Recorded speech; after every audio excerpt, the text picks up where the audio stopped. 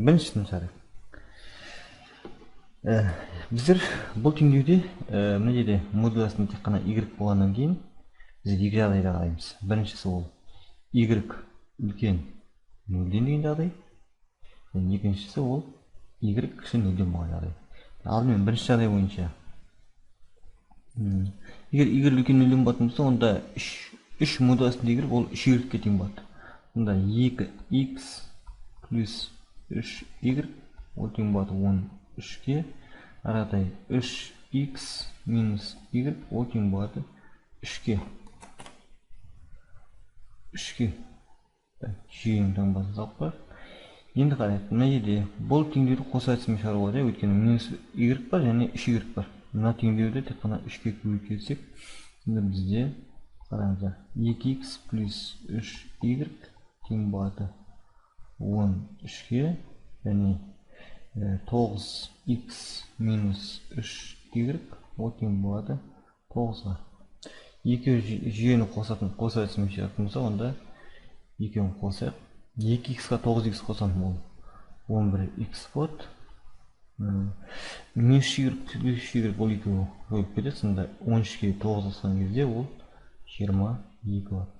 Онда x тең болып тұр 2-ге деген сөз.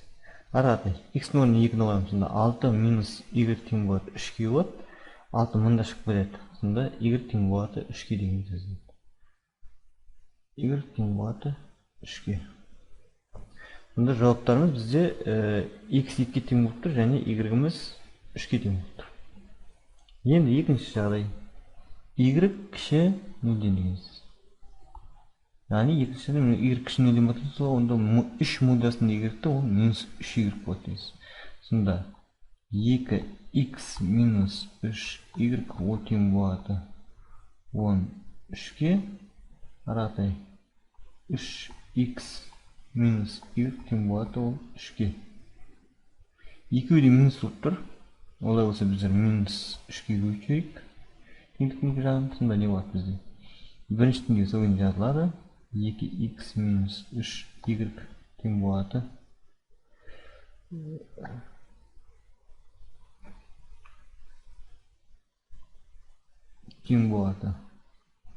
13-ге.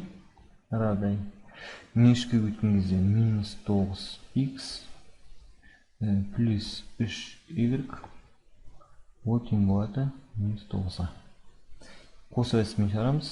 Сонда бізде минус 7x тең болып тұр. 13-тен 9 айтқан кезде 4 көрді. Сонда x тең болып тұр бізде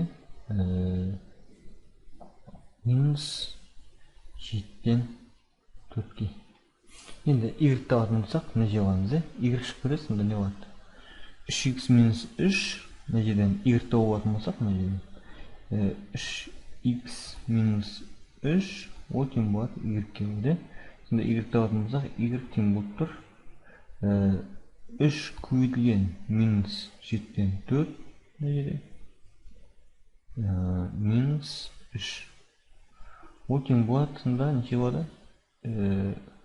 3-те минус 4 көбейтілген минус 12, 7-тен минус 12, минус 3 табылған кезде 21, 33, минус 33 бөлінген 7-ге тең болады.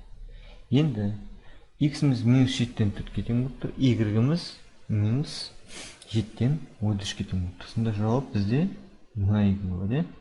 Жауап сонда минус 7-тен 4 минус 7-тен 33-те y. Осы секілді теңдеудің түбірі деген сөз. Мына жерде мына түбірі бар.